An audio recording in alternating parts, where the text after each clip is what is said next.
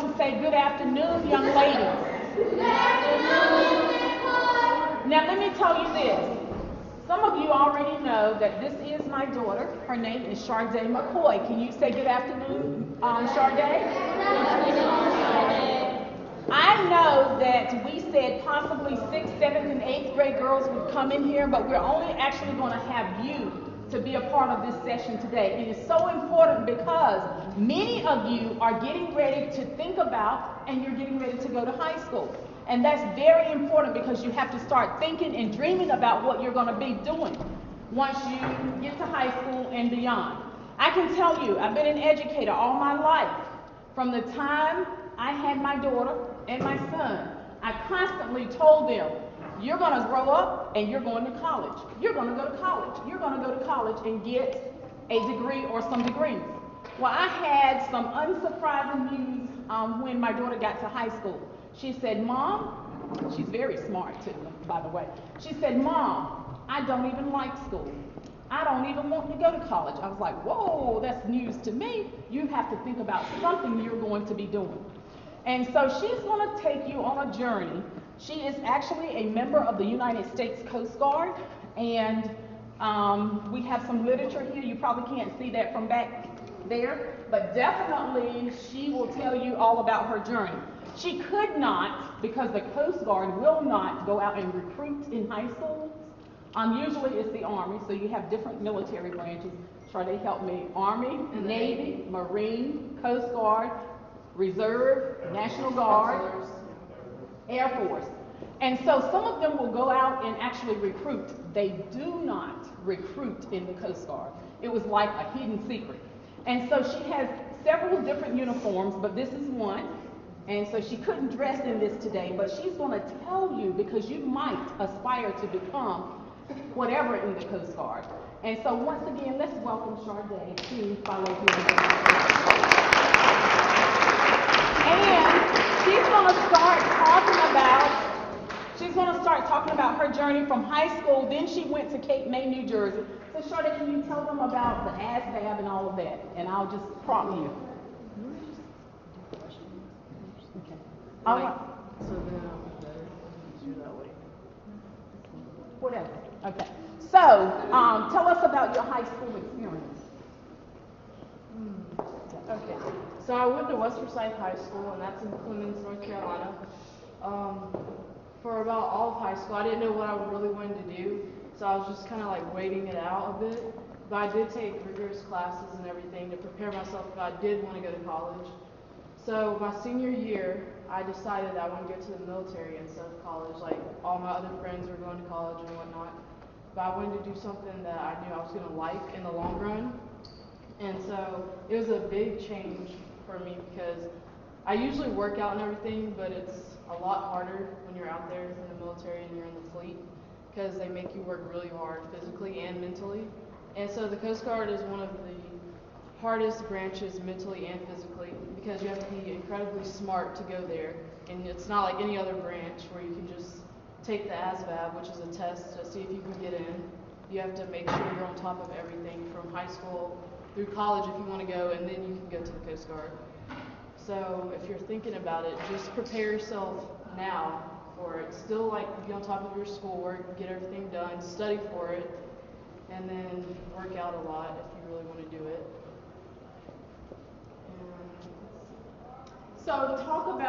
So she just talked a little bit about high school. Now talk about when you got to Cape May, New Jersey, as much as you can share about that experience. Okay, so I went to boot camp, and it's an 8-week long boot camp, but I stayed for 9 weeks because I had a minor setback where it was about just my health basically, because when you're in boot camp, you get really stressed out, and the uniforms you have to wear, they're not like the most comfortable, so when I was there, you would always have to run, and you always have on boots and everything, and so it got to the point where I had blisters that were so bad, I had to be like on bed rest for a week in the hospital. So I didn't graduate with the company I came in with, so I stayed there 9 weeks. And it's really tough, like you have to make sure you're really serious about it. You can't joke around because if you do, they'll basically like punish you for it, like in a physical way. And also you have to You also have to study a lot when you're there, but they don't really give you time, so it kind of messes with you a little bit, but you just need to like really focus and try your best.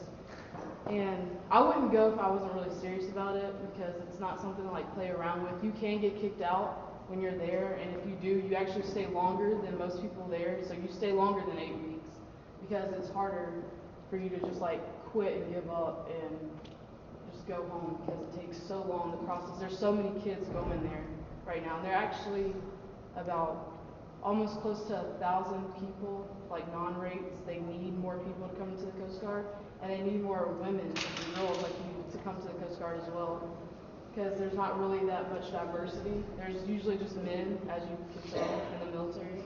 So it would be better if like we had more women to come. Ms. Velasquez had a comment. I think that the girls will probably learn a lot about hearing why you chose this path, and even though you keep saying how hard it is, Yes. maybe share with the girls why it's worth it and what drives you to continue going, because even though you didn't go to college, you're still successful, but what is it that drives you in that? So I know in the long run it's going to be better for me, and since I want to have a really big family, I know I'm going to have like a lot of benefits.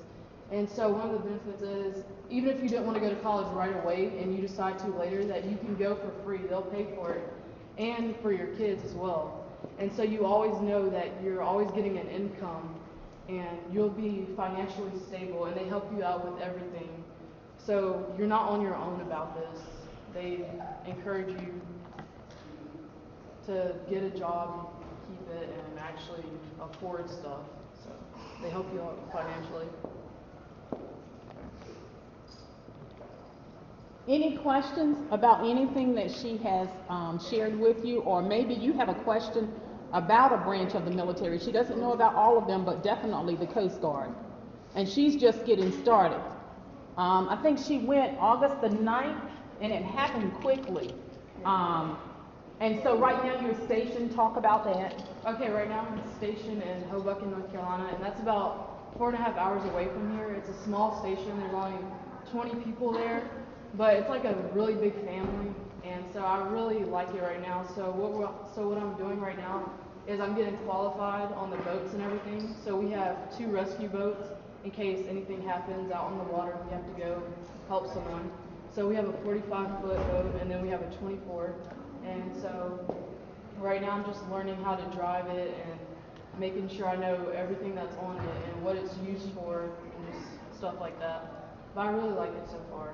But you don't always go to a small station like that.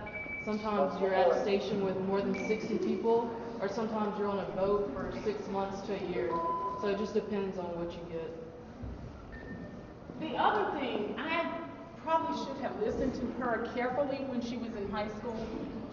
She was actually, some of you who went to Hall Woodward, she was with me at Hall Woodward. Then she went to Paisley, and then she went to West Forsyth, as she told you.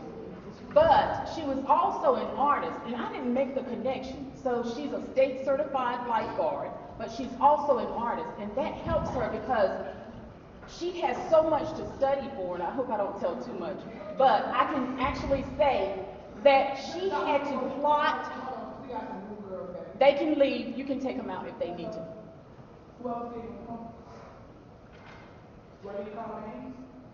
And if not, I can keep going, and if we see them again, they can go out. So that's their warning.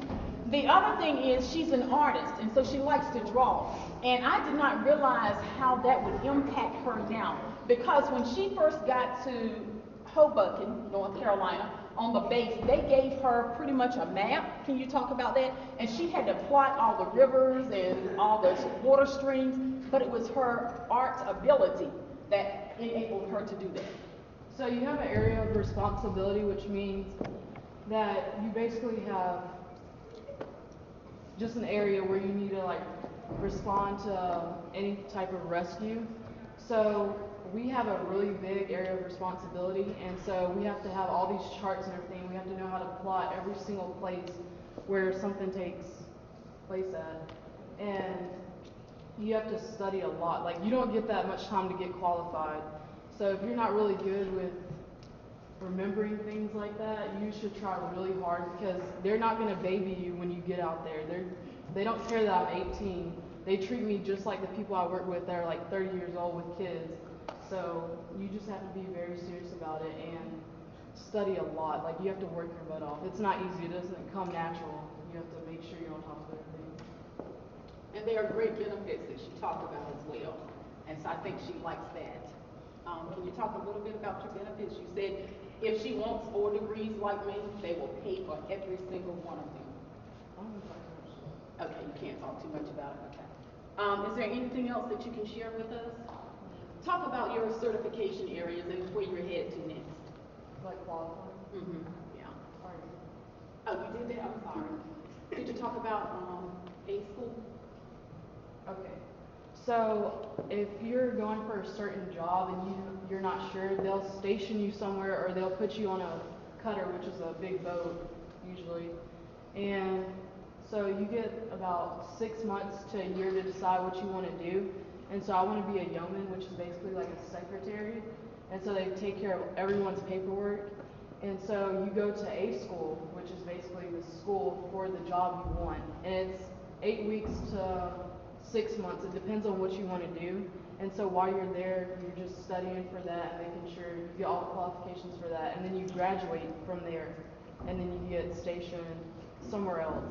So you don't really get a say in where you want to be stationed and where you want to live. I know I picked where I wanted to go, but I just got lucky and I'm in North Carolina now. But my A school is actually in California, so once I go there in the summertime, I have no clue where I'm going to be stationed. So you just have to keep that in mind as well. You don't know where you're going to live, so I'm probably not always going to be close to home, and so that's one thing that's not as great about it. Any questions? Any comments? Anything that you wonder about as you get ready to go to high school and getting yourself prepared for that? Shardee, any final comments? Ms. Velasquez, Ms. Redfern, Mr. Kimbrough? Anything that I haven't asked her about that she can possibly share? I think we've covered everything. I think that most of you are sitting in here, you're not realizing the conversation she's trying to have with you. And if you have me, I'm very honest with you guys, so I'll take this opportunity. Maybe this is new information, so you still have to kind of think about it and digest it and what was she talking about. You might go home and research it. But at the end of the day, we can all be successful and you don't necessarily have to go to a 4-year university. So this was the choice that she made and this is how she's going to be successful. So these are options that Dr. McKoy wants to expose you to because maybe you don't want to go to a 4-year university, but you do want to go to a 2-year college or maybe then go into another field and you can still manage to be successful. So this is just sharing information that obviously you're going to wonder about because you don't know it all, but you're getting first-hand information from somebody who actually did not want to go to college and is still here in front of you sharing with you how successful she already is because of the way that she decided to plan out her future or her goals or reach her goals. And it doesn't necessarily have to be a 4-year university. So those of you who think, oh, it's either 4-year university or nothing, that's not the case. There's more options for you guys.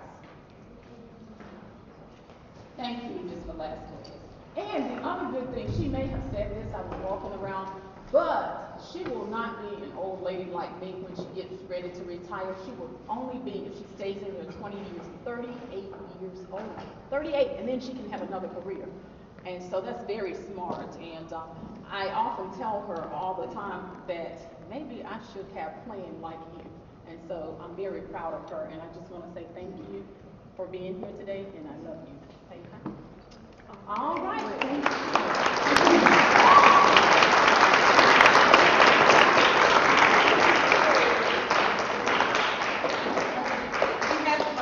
I have one last thing to say. Even if you do get into the military and you don't like it, it's only for 4 years, unless you signed up for 6 years. You can get out after that and still have the benefits and do something else out in the real world. So it just depends on what you want to do. So you don't have to be stuck there. Like if I don't like it, and a few years from now I can just get out, I still have the benefits and everything. farm, so it just depends. All right, well, thank you once again. And I guess we are ready.